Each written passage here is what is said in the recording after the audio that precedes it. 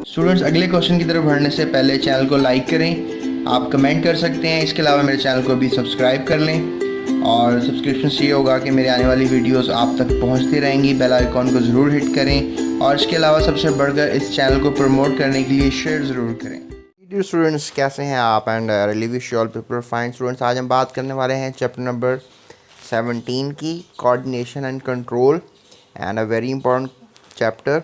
इसमें हम एक्सरसाइज के ट्रू फॉल्स के बारे में जो है आज सॉर्ट आउट करेंगे सारे प्रॉब्लम्स को। तो जल्दी से चलते हैं अपने पहले ट्रू फॉल्स की तरफ, पहले क्वेश्चन की तरफ।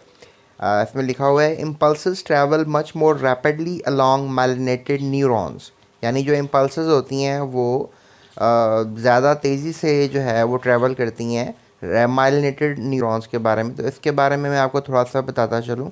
जो माइलिनेटेड न्यूरॉन्स हैं, ये आप कह लो कि जो न्यूरॉन का जो एक्सॉन होता है उसके ऊपर एक लिपिड की लेयर होती है, जिसके ऊपर जब इम्पल्स आती है तो जंप कर कर के जो है वो इम्पल्स मूव करती है। और इस तरह की इम्पल्स को हम जो है वो सॉल्टेटरी इम्पल्सेस कहते हैं। तो लिहाजा हम ये कह सकते हैं कि जो स्टेटमेंट लिखी हुई है वो ट्रू है, क्योंकि ट्रू इसलिए है क्योंकि इसमें आप कह सकते हो कि जो माइलिनेटेड एक्सॉन्स हैं they are being myelinated because they want to move the rapid impulses। तो इसलिए ये जो पहला जो हमारे पास कह लें MCQ है, ये टोटली ट्रू है, राइट। तो स्टूडेंट्स, अगर हम बात करें अपने दूसरे क्वेश्चंस की, all glial tissues consist of glial cells या glial tissues consist of glial cells. तो स्टूडेंट्स, इसके बारे में भी जो है मैं कहूँगा कि ये ट्रू स्टेटमेंट है, क्योंकि आपको पता है कि ये जो ग्लायल सेल्स हैं, ये ग्लियल टिश्यूज़ हैं, इन्हें हम न्यूरोग्लियल सेल्स भी कहते हैं। ये न्यूरॉन्स तो नहीं होते, लेकिन न्यूरॉन्स को सपोर्ट करने के लिए नर्वस सिस्टम में मौजूद होते हैं। इन सेल्स का सबसे बड़ा फंक्शन ये होता है कि जो न्यूरॉन्स हैं उनके काम करने में इनकी हेल्प करें।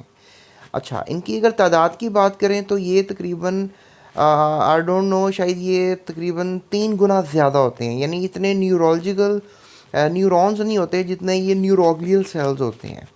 जैसे आपने देखा होगा कि जो श्वान सेल है, जो इवन मोटर न्यूरॉन्स में प्रेजेंट होता है, तो वो भी जो है आप उसको एक ग्लायल सेल या न्यूरोग्लियल सेल जो है वो कह सकते हो।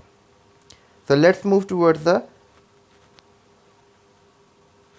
ये कुछ ऐसे ही है जैसे आप कह सकते हैं कि जो बीड्स हैं, जैसे एक मोतियों की लड़ी है, जिस तरह एक तस्बीह है उसमें जो मोती हैं, उन मोतियों के दरमियान जो जगह होती है उसको हम नोड्स ऑफ रेनवायर कहते हैं।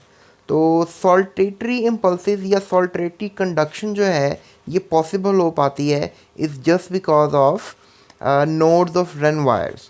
तो लिहाजा ये मैं कहूँगा कि जो तीसरा MCQ है, फॉर्चुनेटली ये भी ट्रू है। हमें इसकी कोई एंटी स्टेटमेंट देने की ज़रूरत नहीं है। So it is also a true statement. So चलते हैं अपनी नेक्स्ट स्टेटमेंट की तरफ, सो क्वेश्चन नंबर 4 की तरफ। Very false statement, and I hope कि आप ये लिख सकते हैं कि ये एक फॉल्स स्टेटमेंट है, right. So let me write false for you.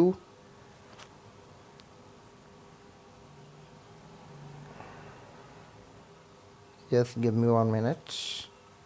So here we have false. Let's place false over here. So let's move towards the next question. Students, तो बात करते हैं हम क्वेश्चन नंबर 5 की। The resting membrane potential is maintained largely by a sodium pump. तो इसका answer जो है ये फॉल्स होगा। जो रेस्टिंग मेम्ब्रेन पोटेंशियल होता है वो बेसिकली मेंटेन किया जाता है नेगेटिव आयंस की वजह से, right, the negative ions inside the neuron. तो लिहाजा ये फॉल्स स्टेटमेंट है। उसके बाद है the neuron initiate new biochemical reactions in the body.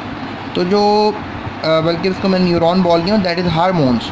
तो जो हार्मोन्स हैं या हार्मोन्स हैं ये new biochemical reaction carry on नहीं करते, बल्कि जो ओल्ड केमिकल रिएक्शंस हो रहे होते हैं बॉडी में उनको ये प्रमोट आउट करने की कोशिश करते हैं। तो लिहाजा ये स्टेटमेंट भी जो है ये फॉल्स ही होगी, राइट। So that's it. और इंशाल्लाह नेक्स्ट वीडियो में बात करेंगे इस तमाम चैप्टर के MCQs, एक्सरसाइज MCQs की। तो बने रहिएगा। अभी तक के लिए इतना ही, और चैनल को लाइक सब्सक्राइब ज़रूर कीजिएगा। और इसके अलावा कमेंट करके बताएं कि हम क्या चीज़ और इम्प्रूव करें। Thank you so much.